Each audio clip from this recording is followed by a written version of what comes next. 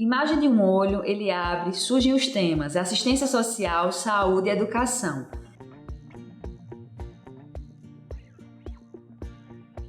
Em seguida, na sequência, logo, olhar para as diferenças. Da esquerda para a direita, 4 ícones de bonecos nas cores rosa, azul, amarelo e verde. E o nome do projeto, Olhar para as Diferenças, Programa de Desenvolvimento Infantil. Competência 4, Proteção Social Básica. Compreender os desafios de estrutura da proteção social básica na atuação junto às crianças com deficiência. Descrição. Ele é branco, está em pé, olhos castanhos, cabelo curto, preto, usa barba, veste camisa azul com manga longa, usa relógio no braço esquerdo, visto da cintura para cima.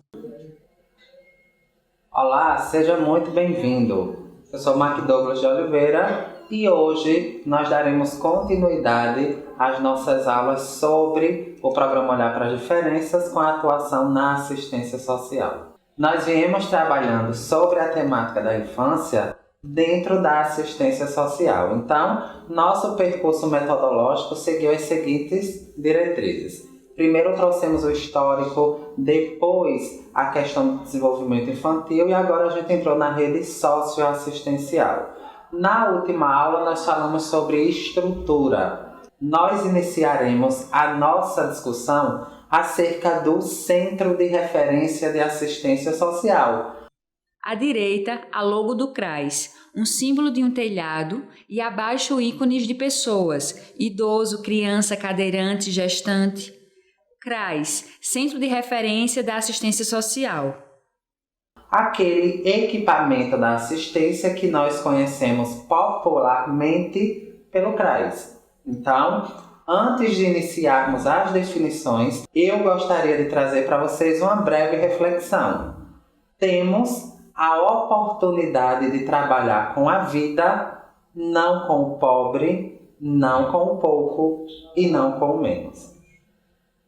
A estrutura do CRAS, como você já deve saber, inclusive por trabalhar na ponta, sabe que o CRAS é a porta de entrada para todos os direitos e benefícios socioassistenciais. É a partir dele que nós entendemos, ou pelo menos, começamos a compreender aquela sopa de letrinhas que você já deve ter ouvido falar. Então, dentro dessa estrutura do CRAS, nós temos desde os atendimentos básicos da assistência social, como também os encaminhamentos para essa rede socioassistencial. Novamente, eu repito a importância do CRAS como porta de entrada para a garantia de todos os outros direitos. E aí a gente vai poder identificar que dentro desse equipamento nós trabalhamos diversos serviços e programas e, consequentemente, também trazemos a discussão para a pessoa com deficiência, onde também é desenvolvida uma grande política social.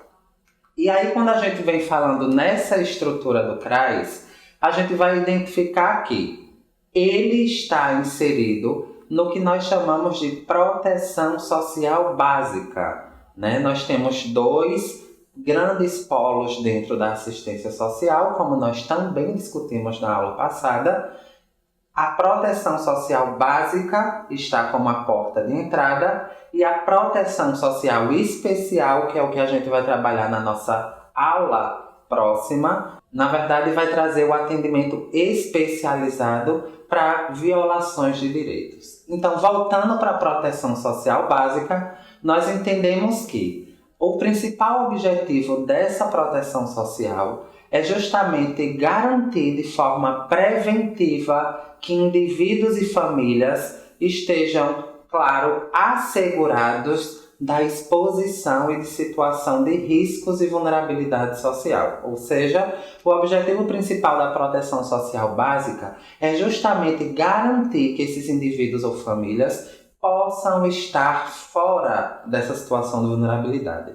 E aí, a gente vai visar, de toda forma, vulnerabilidades que são decorrentes da pobreza, pensa também nas estruturas de fortalecer os vínculos afetivos e sociais dentro da família, dentro da sociedade em que o indivíduo está inserido, bem como na reinserção também profissional. Então, a perspectiva da proteção social básica é justamente garantir com que esse sujeito possa vivenciar a plenitude da sua garantia de direitos na comunidade onde vive. Também, ela prevê uma atuação pautada na prevenção. E aí a gente vai envolver todas as questões que envolvem preconceitos raciais, de gênero, de cor e, consequentemente, de deficiências. Nessa estrutura, a proteção social básica ela atua de uma forma muito específica. Ela atua na prevenção. A gente vai falar de proteção na nossa próxima aula, mas nesse momento nós precisamos compreender, você e eu precisamos entender que a proteção social básica é um instrumento de prevenção. E aí, nesse processo de articulação das prevenções de possíveis violências, a gente não necessariamente vai precisar deixar com que a violação ocorra. E aí você sabe, como está na ponta, que essa articulação é feita corpo a corpo e a gente vai falar um pouquinho sobre essa estrutura do CRAS. Como eu falei anteriormente, o CRAS é a porta de entrada da assistência social. E aí tem como objetivo o fortalecimento dessa convivência familiar e comunitária e também promove a organização e articulação das unidades da rede socioassistencial e também de outras políticas. Quais seriam as articulações? As articulações da rede socioassistencial envolvem, por exemplo, os acompanhamentos juntos ao CRAS e CREAS. Como vocês sabem, o trabalho em rede é totalmente importante para os aspectos de prevenção. CRAS, CREAS, conselhos tutelares e também outras instituições, como escola, unidade de saúde básica, o próprio Ministério Público e Defensoria Pública fazem parte dessa rede socioassistencial. Também, dentro do CRAS, como a gente fala de uma proposta de prevenção, nós trabalhamos com a oferta de serviço de proteção e o atendimento integral à família, que você conhece como PAIF. O acompanhamento PAIF é justamente aquele acompanhamento voltado para as famílias, claro, trabalhando na perspectiva de superação dessas vulnerabilidades, lembrando que no CRAS, na atenção básica, nós precisamos compreender que essa família tem vulnerabilidades, mas existe uma série de potencialidades que você, enquanto profissional da ponta, precisa identificar para poder realizar os devidos encaminhamentos. Então, o sujeito, a família, ele é provido, ele está em situação de vulnerabilidade, mas as suas potencialidades podem ser justamente o segredo para superar as vulnerabilidades. Então, o PAIF seria um serviço extremamente, é o carro-chefe, na verdade, do atendimento do CRAS e é o acompanhamento dessas famílias, um acompanhamento sistemático, um acompanhamento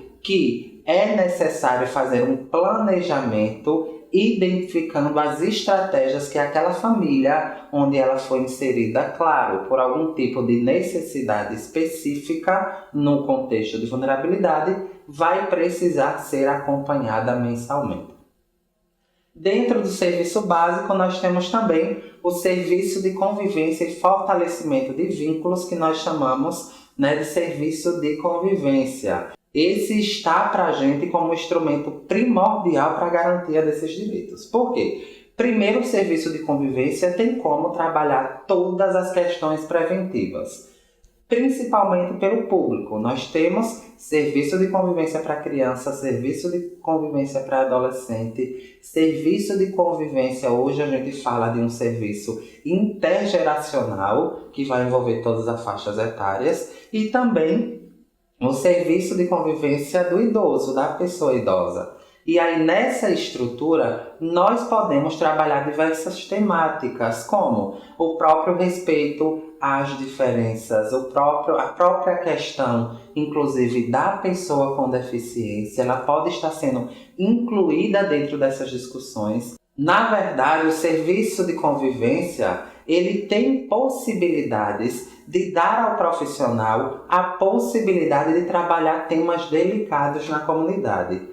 Claro que não de forma diretiva para as pessoas ou situações que estão envolvidas, mas de uma forma preventiva, de trazer à tona discussões que podem, inclusive, facilitar o atendimento na ponta. Então, o serviço de convivência e fortalecimento de vínculos é extremamente importante para a atuação do CRAS e tem como consequência, traz para a gente como resultados, uma perspectiva de trabalhar muitas questões que envolvem aquela comunidade. Dentro do Centro de Referência de Assistência Social, CRAS, nós também temos a concessão de benefícios eventuais. Ainda falando do Centro de Referência de Assistência Social, nós temos também um grande aliado para a superação das vulnerabilidades, que é o que nós conhecemos como concessão de benefícios eventuais. E aí vão envolver, claro, aqueles kits enxovais, cestas básicas, muitas vezes a solicitação também de segunda via de documentação civil.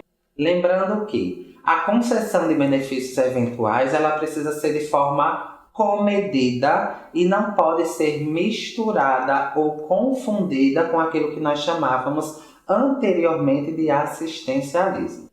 A concessão de benefícios eventuais é justamente por um período na qual o profissional identificou na ponta uma necessidade específica dessa família ou indivíduo e esse benefício eventual entra como um suporte momentâneo. Ele não está como um suporte continuado. Por isso que a gente tira essa característica do que nós chamaríamos de assistencialismo. A estratégia é fazer com que o sujeito possa superar, possa sair dessa situação de vulnerabilidade. E por isso, o benefício eventual, ele precisa ser transitório e não continuado. Também temos os benefícios assistenciais. Dentro da estrutura do CRAS, nós temos o acompanhamento do benefício de prestação continuada BPC.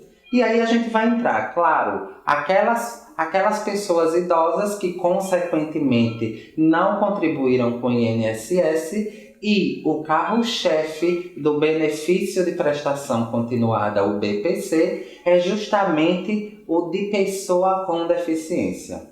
Quando a gente traz para o olhar do nosso programa, isso para a gente é de extrema importância. O BPC, como você sabe, ele é destinado para pessoas com deficiência e, como eu trouxe, não contribuíram com o INSS. Nessa perspectiva, o BPC precisa ser acompanhado mensalmente, acompanhado por uma série de fatores. Todos nós sabemos que a pessoa idosa, a pessoa com deficiência, que é o qual a gente traz para a nossa discussão hoje, elas são, claro, vítimas de uma série de situações, uma série de violências e uma série de vulnerabilidades.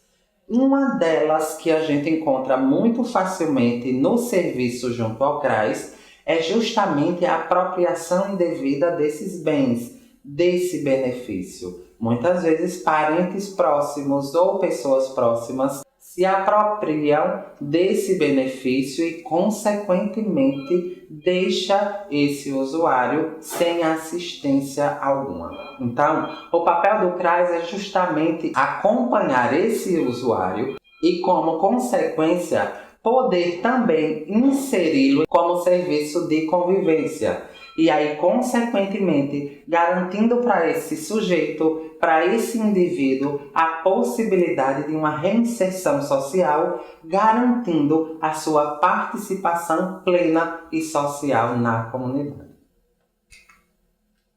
Também nós temos dentro do CRAS aquilo que nós chamamos de cadastro único dos programas sociais, que nós chamamos de CadÚnico. E dentro dele envolve também o programa Bolsa Família.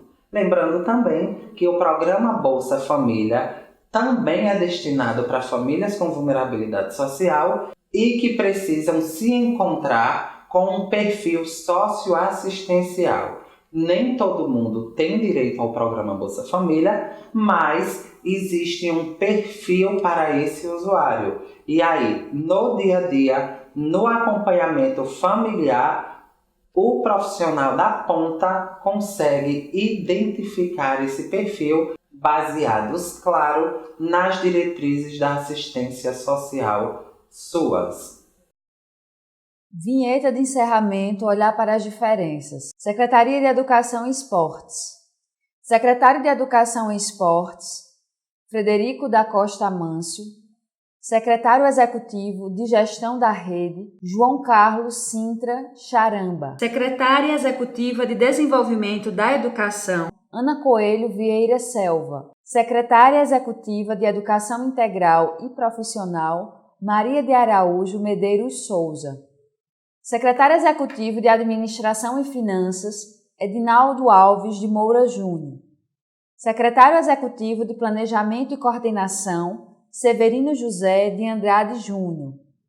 Secretário Executivo de Esportes, Diego Porto Pérez. Gerente-Geral de Educação Profissional, George Bento Catunda.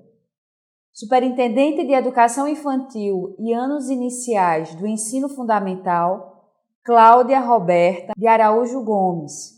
Gestora de Educação Infantil, Adriana Oliveira de Toledo.